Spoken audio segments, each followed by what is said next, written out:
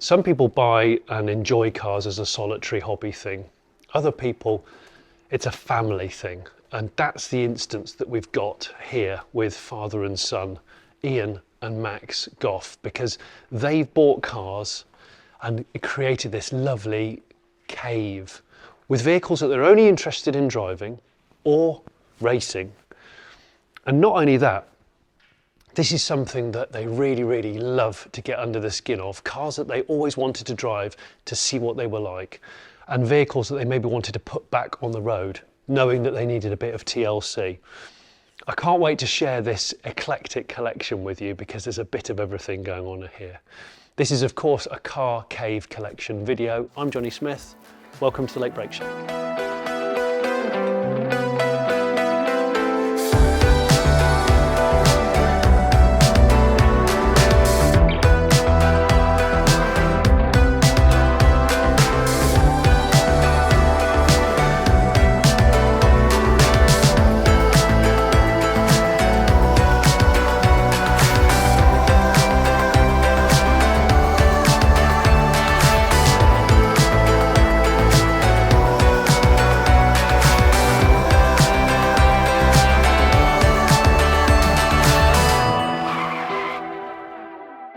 Can I just say, Max, first things first, thanks for inviting me. Thank you for coming. Because this garage is wonderful. What a great room. It's amazing. And a really eclectic mix. I mean, we'll obviously work our way through all these cars, and these aren't all the cars that you guys have got. But how did you get into this? What's the start? So my dad got a driving experience in a classic car, and from that he bought Duramat Sprint, Lotus Cortina, a few other bits. Then from being a kid, going around all these racetracks, classic racing, someone said I should do some karting. His racing then pretty much immediately stopped. I started karting and we did okay, fell in love with the sport, and then it's all just snowballed from there really. So your dad was racing when you were a lad? Yep, so he was a gentleman driver when I was a kid. Probably from me being about 3-4 years old, he fell in love with it. That was me up to probably 8 years old, and then once I started karting, his had to stop because of how many weekends we were already away racing, basically. Yeah. What did he race? So CSCC, so Classic Sports Car Club, he raced with them. So Dolomites Sprint first, then he bought a Cortina and absolutely fell in love with it, and then that was pretty much him then. You couldn't get him out of it. There's a couple of other bits, like an E9 CSL. Oh wow. But yeah, the mainstay of his classic racing was always the Cortinas. If he wasn't looking out the side window, I don't think he was happy. So you guys have got interesting road cars, because I mean, we'll talk about these in a sec, because I know you've had that one for a long time. But road cars, so you grew up with a family with interesting road cars as well, right? Yeah, so the road cars of me growing up was basically Imprezas. Oh, really? Yeah, so that's what Dad was into. So he had a normal Impreza, then a P1, then an RB320, which ended up on its roof at Landau. But apart from that, the road cars were, Imprezas and Range Rovers were generally the road car of choice for a long time. Great two-car garage. Impreza and a Range Rover. That's all the grip, all the time. Good for the snow, yeah. Yeah.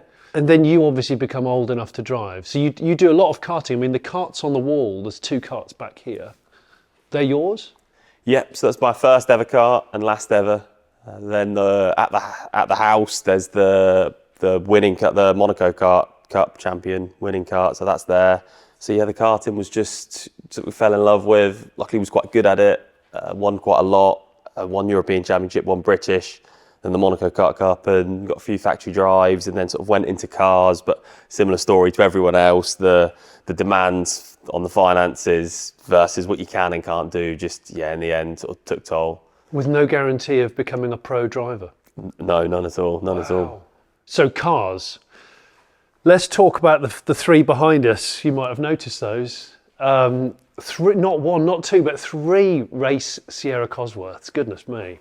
Now you've driven all of these cars, am I right? Yep, correct. Yeah. So you're the wheelman nowadays. Is that right? Does your dad still drive anymore or not so much? Yeah, we share the driving. Okay. So generally we if he starts, he'll come in as the pit window opens. If I start, it'll be at the end. Because physically these are quite tough. So some of the the older, slower stuff, but these cars do throw you about a bit, to be fair. It's funny you should say that, because not that long ago we did a late break show video with Tiff getting back into one of these, and he came in after, I don't know, 15 minutes on track, and he said I'd forgotten how tough they were.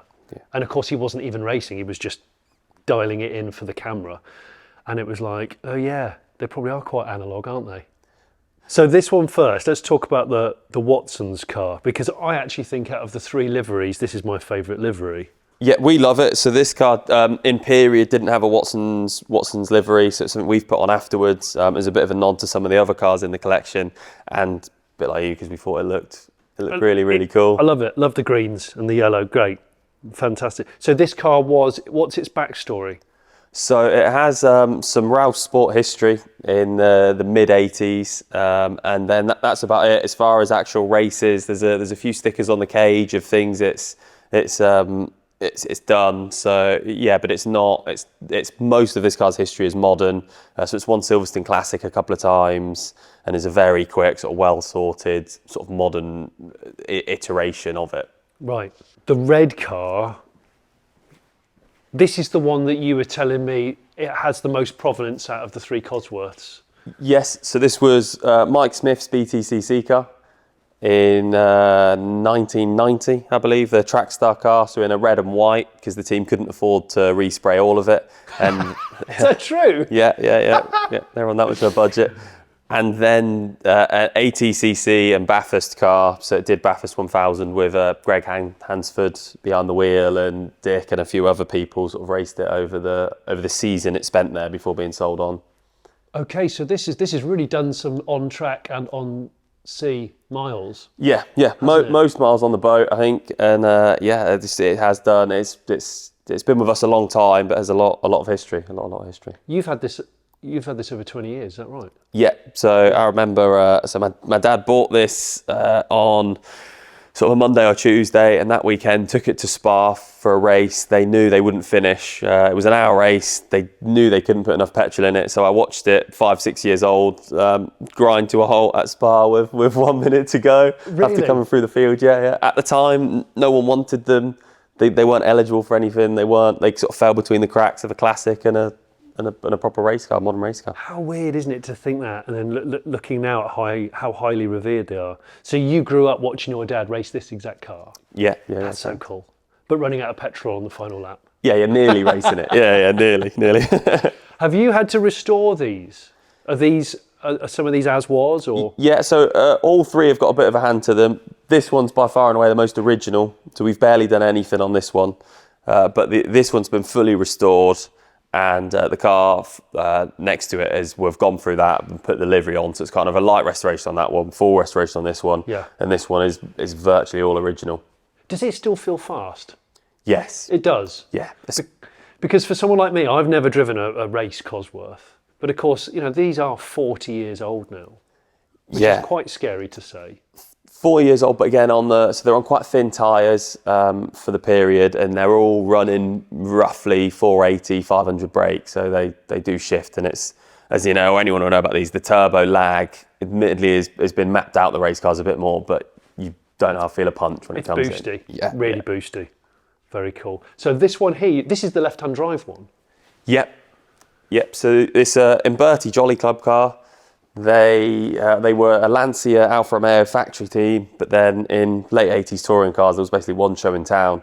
So they moved over to Ford and did what they could with the budget they had. So it's a race Spa 24 hours. It raced European touring cars, did a little bit of Italian touring cars as well. But for that, they had to take the turbo off it.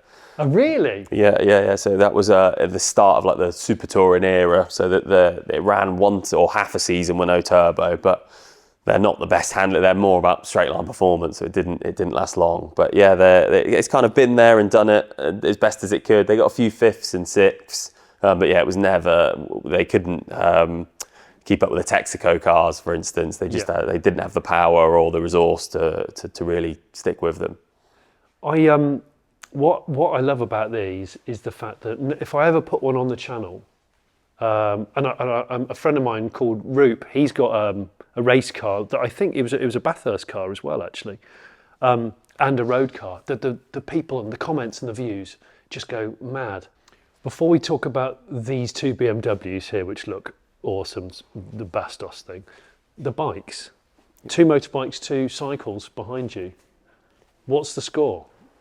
So my car obsession sort of started with my granddad. So that's his bicycle. So he used to ride to Corby Steel, basically British Steel on that. So he was a foreman at the steel works and quite a frugal guy. Wow. That's cool. Greaves Anglian, I raced the car for a guy and he basically couldn't believe that we'd poled it at Barcelona in his car. So he gave me Greaves Silverstone, which is away getting restored at the minute, but a race bike. So I thought, well, I'll buy something from the same era. Yeah.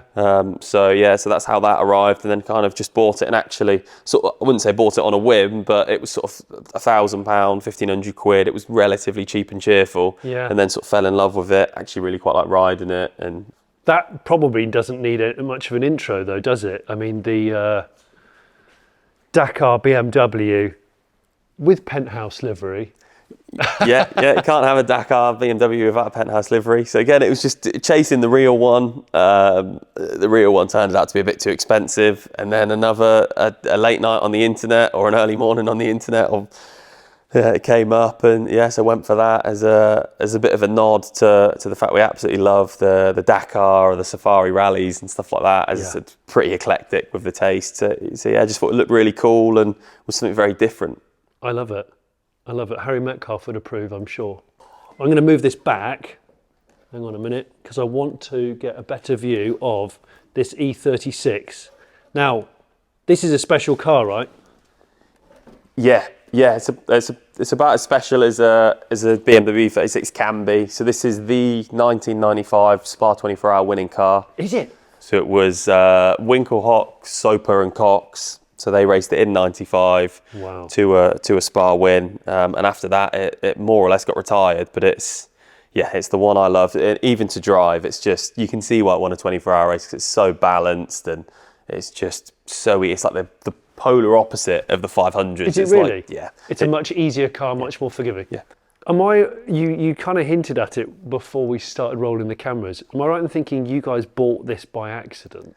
Yeah. So we went to view the 1991 Spa winning E30 M3, which the guy was lucky enough to own. And we went there, and the money was too strong, so we tried to sell the car next to you to get it. But while we were there, this was in the corner of his unit, and we kind of said, well, what's the E36? Yeah. and he sort of very casually kind of dropped in, I kind of got given it because I was the CEO of Watson's Water, and it's sort of just sat there with me. Yep, correct. That livery. Yep. And and we were like, wow, that's incredible. Kind of trying to downplay it like a little bit of a nut, like this is really good. Yeah, don't tell him how much we want this. And then did a deal for this, and ended up unfortunately not getting the E30, but getting this. Which but they were both Bastos car. Well, I think pretty much all the Spa winners of the 90s were Bastos liveried. So it was another Bastos car. But we sort of came away really proud of ourselves. That's so cool. Yeah. And am I right in thinking that because a couple of cars aren't in this garage that you guys have got still, you've got another Bastos car, haven't you? Yeah. So Bastos Rover SD1. So we've got one of the Group A. Yeah. Please tell me that's a great car to drive. I haven't actually driven it yet. Oh, so right, that's one of the newest. It's one of the newest. That's one of the newest. So that was bought for race. It's basically the engine seized on it on the Roland Road. So brand new engine. It had been plumbed up wrong somehow. I won't bore everyone with the ins and outs of it, but so it's seized on the Roland Road. So it's gone. The engine's gone. The car's gone back to the preparer. The engine's gone back to the engine builder, and it'll hopefully, fingers crossed, be out March, April time. This is a cool looking thing. So what's the backstory with this one, Max? So this is a BMW teaser. So me and Dad wanted to get back into classic racing. I'd never done classic racing before. I'd sort of finished with the sort of semi-professional, professional stuff. So we didn't want to be, I suppose, part of the norm. We felt like I wouldn't exactly say sheep, but a lot of people were racing the Cortinas. Dad had kind of been there and done it, so we thought it would be different. Yeah. Race the teaser, and Yeah, it's again beautifully balanced car. Just the homologated weight of the Minis and the Cortinas is all under 750 kilos. Yeah. This is homologated at 1,000. So yeah, it's just a bit. It's not the most competitive car until it rains. So it's the only pre-65 Appendix K car with independent rear suspension, 5-speed. Well, I think the GTA might actually have it, but yeah, of the normal cars that come out. So when it rains, this is like unbeatable. Is it? Pretty much, yeah. So you're always hoping for rain with this? Yeah. Always hope for rain for this, and always manage to get it in the Lola, which I don't want rain in because it's an open top, the sports car or the one car. Tell me, as someone that's raced, you've raced a lot of modern stuff, you've obviously done a lot of karting, a lot of high-speed stuff. Racing historic cars like that, is it any less rewarding because you're physically going slower? Yep. But you're probably putting a little bit more arm movement in? Yeah, I think the joy is in the journey with the classic cars. So with the modern stuff, as much as obviously it is great to be out in first and win and have a very easy race, it's very rarely does that happen. You're always racing someone and you get the enjoyment out of a late move up the inside, or the enjoyment of it comes out of the result when you're doing it. Obviously, you go into practice and you're playing with setups, doing everything like this. Whereas a lot of these, sometimes you can just be in your own world with no one around, and the actual physical, the heel and toe, the amount the cars move around, they're enjoyable. There's a lot of, I suppose, emotion in it. Yeah, no, it's good, and you're doing it a lot with your dad, so that there's a lot of pit lane banter and camaraderie. Yeah, there's always a bit of fun about who's quicker on the stopwatch. I think he gets some special people to do his stopwatch. The data never agrees with what he reckons he's done. But yeah, we have good fun. We tend to eat well and drink well when we're away as well. So it's, like you say, it's part of it, isn't it? Yeah. It's not just win or nothing. Yeah. There's something I really like about this car cave of yours is the fact that normally in these collections there's like a 911 or something, and I'm staring at a 924, which is not the Porsche you'd expect to have in a car collection because it's the sort of lesser loved Porsche, isn't it, really? So what's the deal with this thing? So it was bought for, I suppose a bit of fun to do hero rallies, things like that. So again, me and Dad, it was on collecting cars. It was on the Dutch-German border, so it was a bit of fun. Yeah. It was a bit of an event itself in getting it. But then the plan was to put a cage in the back of it. It's been done really well, sort of jacked up. Being a bit of a fastidious about the Dakar rally, we knew one had done Dakar in period. Yeah. But that car was thought to be lost. It now isn't. But anyway, this came up. It was cool. Be cheap to run. It's a really early car, all VW running gear, and just really good fun. It's got a hydraulic handbrake as well, which sort of helps out, make it a bit more interesting. It's got a really good ground clearance. I've just noticed that because it's on the ramp. But I mean, it's impressive. Yeah, it's a bit of an every man's all-weather Porsche, like the Dakar before it came out again. Yeah, it's cool. This is going to be one of those cars in your cave, which some of the viewers will go, that's it for me. It's an E30 race car. So how important is this particular car? So this one's Vickley Racing, 1991 E30 M3. So it's one of the first Super Tourers of the era. So it would have been a 2-litre BTCC car. It was Ray Bellham's car, so it's not the Hoy car, unfortunately. So it didn't win the championship. But it was part of the start of the conspiracy, of which a story my dad likes is Vickley, so the person down here.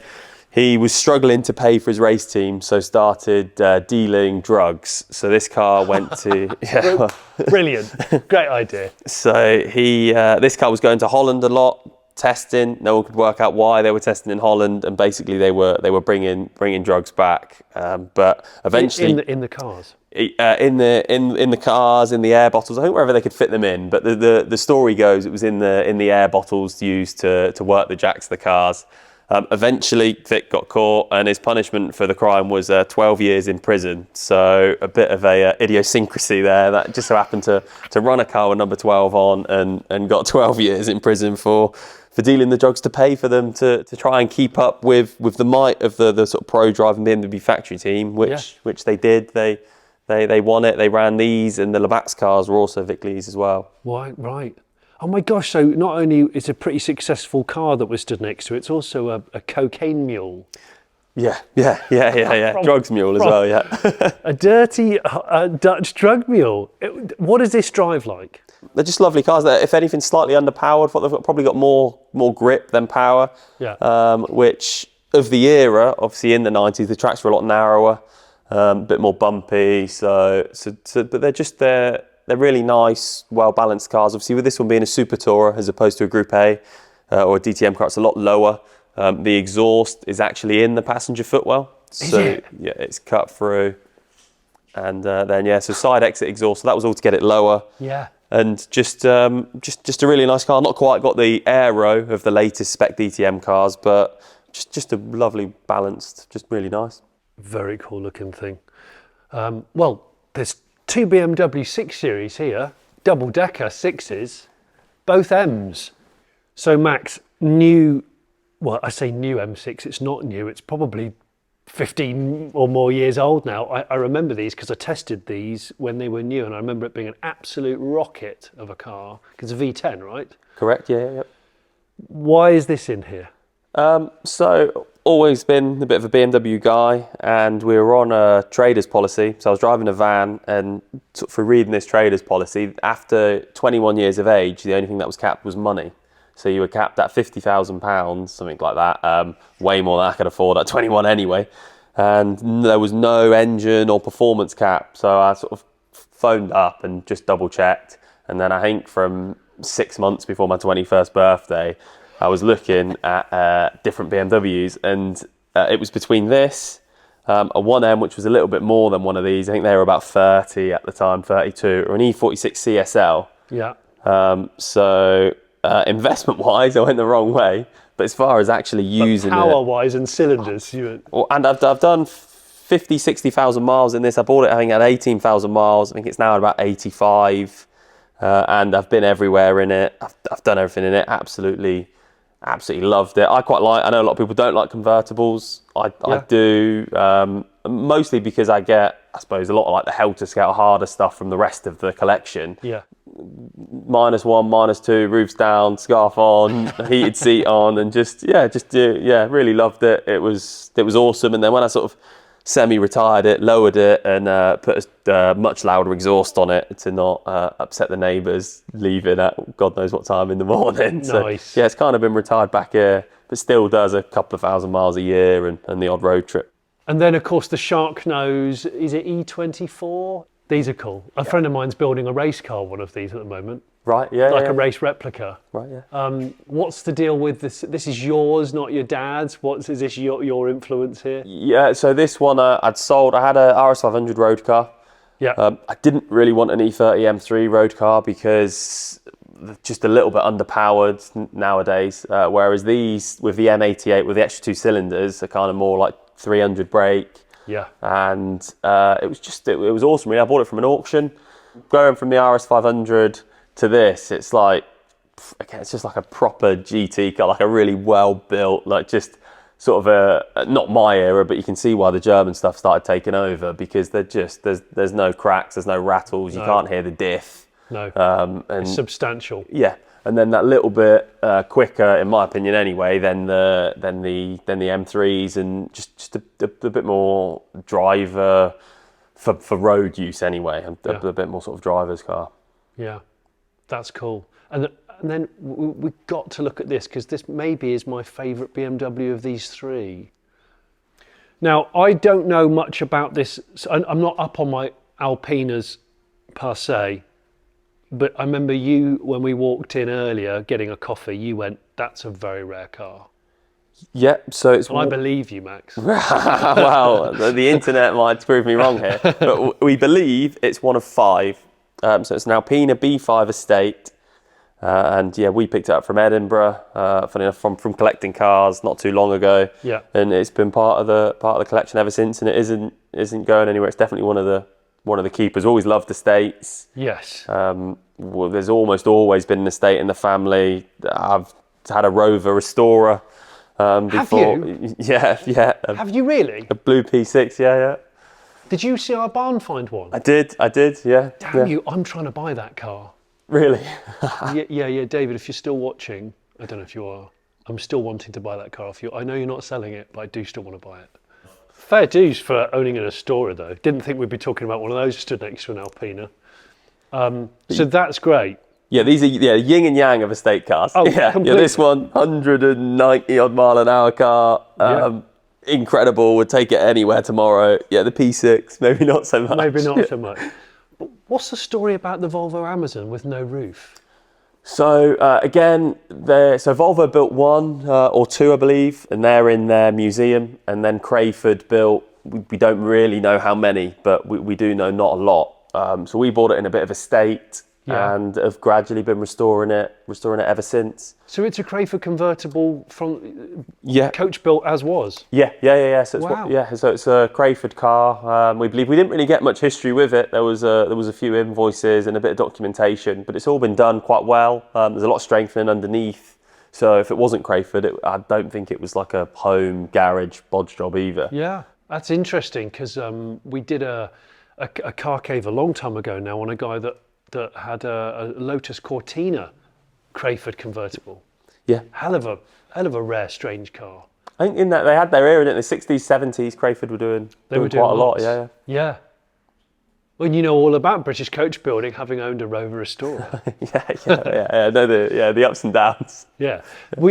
It's right behind Phil, the cameraman. We must talk about this yellow MG midget. Oh no, I've mucked that up. It's not an MG midget, it's a B. Correct. It's a late B, isn't it? Yeah. So again, not a car, and a totally standard car from what I can see, not what I would expect you after all these performance M cars and race cars. What's the deal with the MG? Yeah, so everything's pretty eclectic. But again, I sort of gave a nod to him earlier. So my granddad, this was he bought it from about 6 months old. So technically it's a two-family ownership car. There's about 7 names on the logbook. It went to my uncles, my aunties, married-in uncles, and then eventually back to my granddad. And then I bought it out of his probate because it was just a car I just don't think the family couldn't have, because it's took my sister to her wedding, even took her to a May Day presentation when she was a kid. I remember being in it when I was 4 or 5, and a yellow car was just the coolest thing ever. Like, to me at that age, it could have been a Ferrari, it could have been anything, but just the colour of it kind of makes it.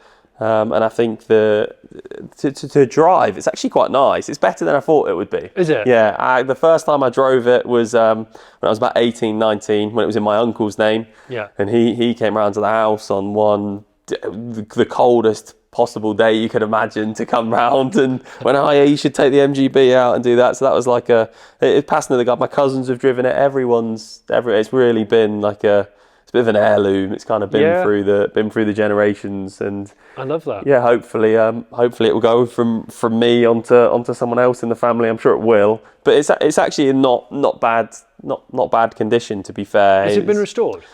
No. Hasn't No. it? Wow. So it's just been. So it's had some rust issues in the past, and been re-welded and things like that. But the paint's all original. The engine and gearbox is all original. They've never been out.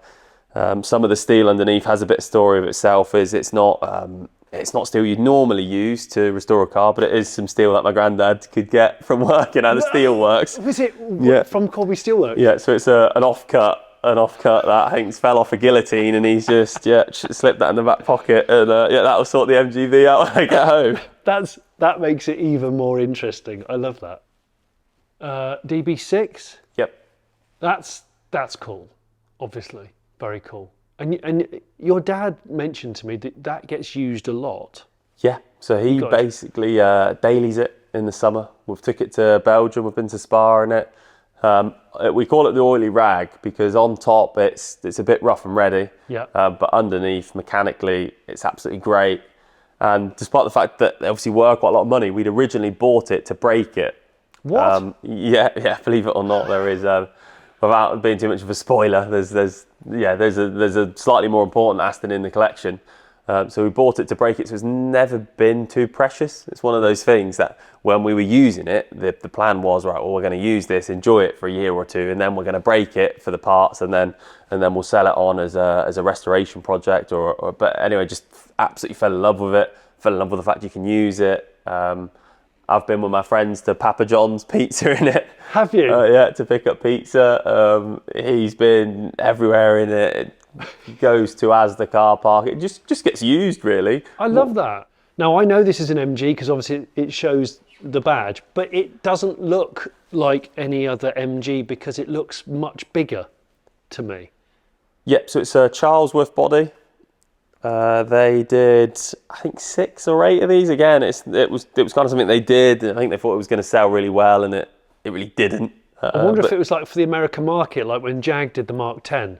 Yeah. They made a bigger car, but yet the Americans went, we don't want a bigger Jag because we like Jags because they're slimmer than American cars. I think it was a mix of that and a mix of the fact the Jaguar SS was selling really well. And MG wanted something to compete with SS, hence I think the big front headlights, a lot of chrome, and just a lot of body around you, like a sort of 4-seater Tourer. Yeah. Again, like an auction purchase. So yeah, it sort of came out. It cruises along at 65, 70. It's actually quite akin to like a modern car. You can keep up with modern traffic.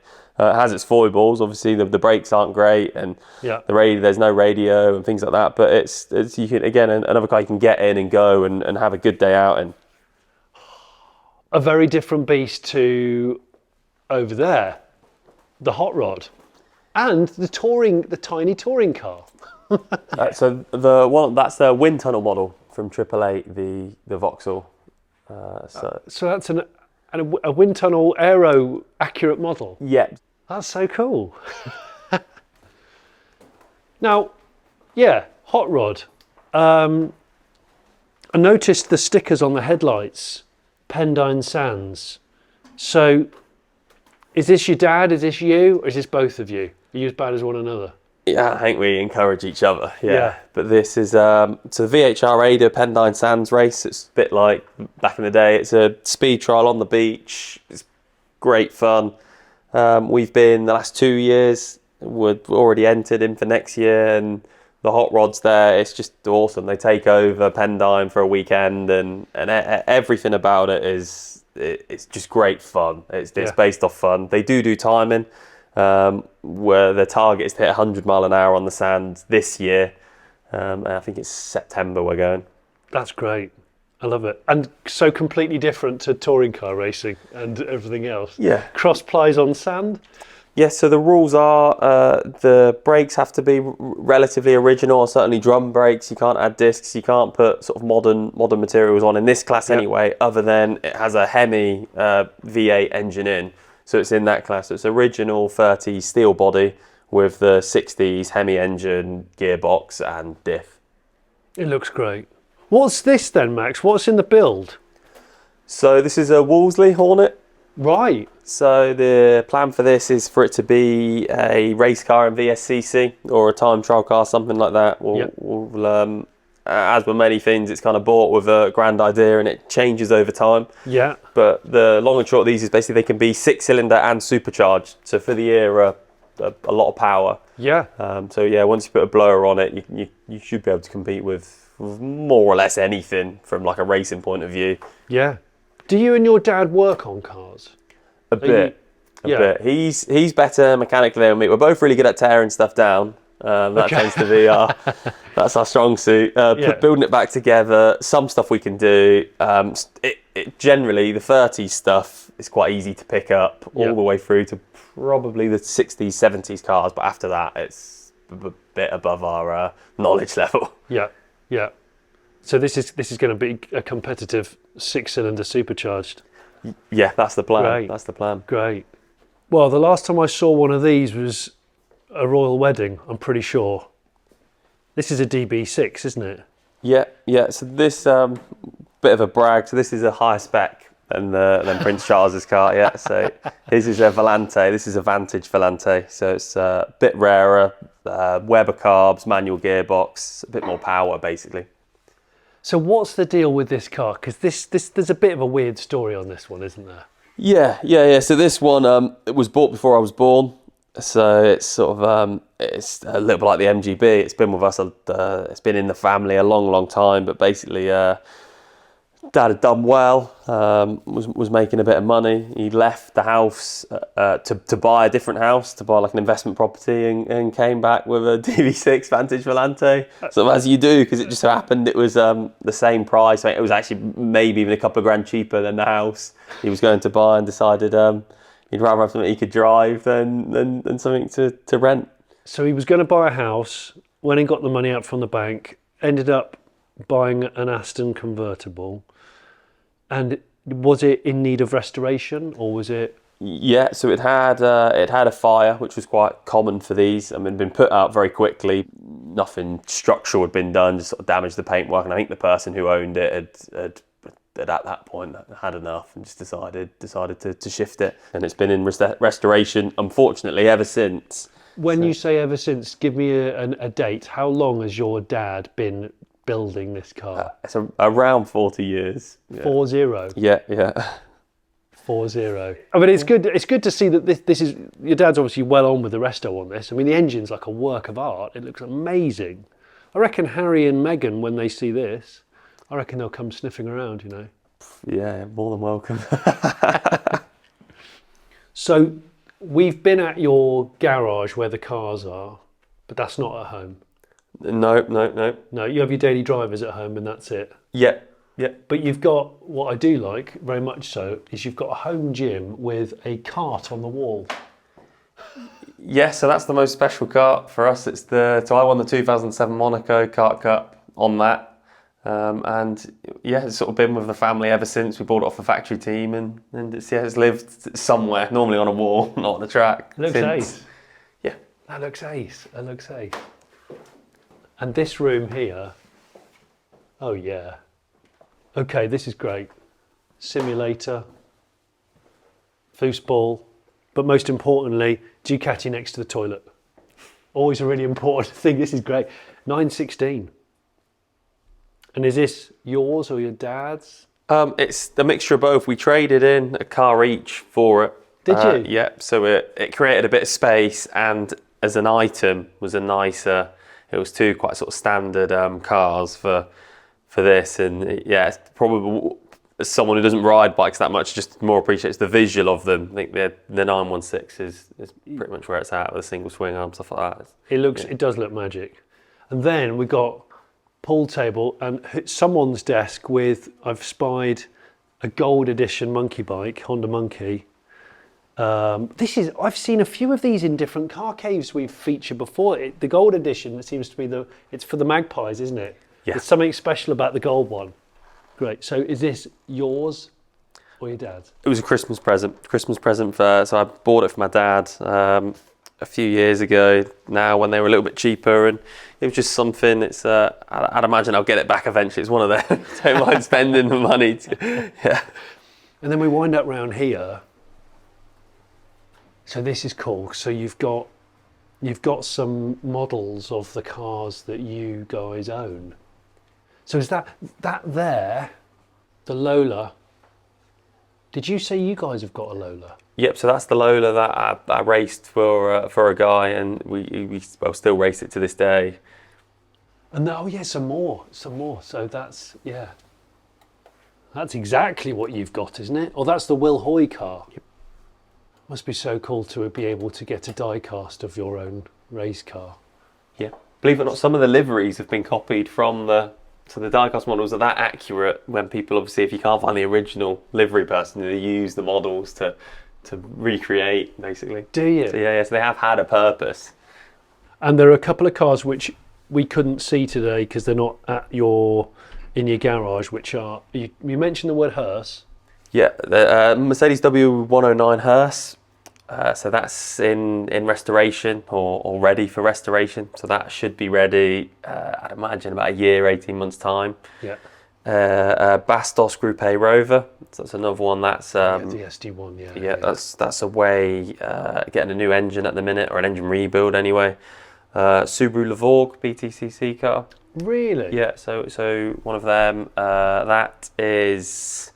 Again, away at preparers, we use it quite a lot on track days. It's really good. You turn up, it's a lot of power now without being under BTCC regulations. It's quite a bit quicker than it was, albeit we drive it quite a lot slower than it did. But the car itself is a lot more reliable, quite a lot faster. There's a Range Rover with a roll cage in, a bit of a Dakar car. There's a 1993 Range Rover Classic, manual gearbox. Interesting. Yeah. DBS that needs full restoration. There's a few not here, but Away you have more than I realised. Away, squirreled. Yeah. It's like I said, it's a bit of an affliction, collecting cars. Yeah. I know I always say this, but it's such a privilege to come into these sorts of car caves where they're away from prying eyes. They're sometimes hiding in plain sight, and just to get an idea of what makes people tick and all the little trinkets and the different combinations of vehicles in one room. It's great. I hope you've enjoyed this one as much as I have. All I want to say, apart from subscribe if you haven't already, and if you want to support this channel via Patreon, you're more than welcome, is that you might have a car collection that you think would be worth me coming to film for this channel. It doesn't have to be a massive, glamorous car collection. It can be something ultra quirky. Get in touch with us. There's an email address in the description. Give us a detail about what the cars that you've got and maybe any interesting stories and what the building itself looks like. Thanks very much.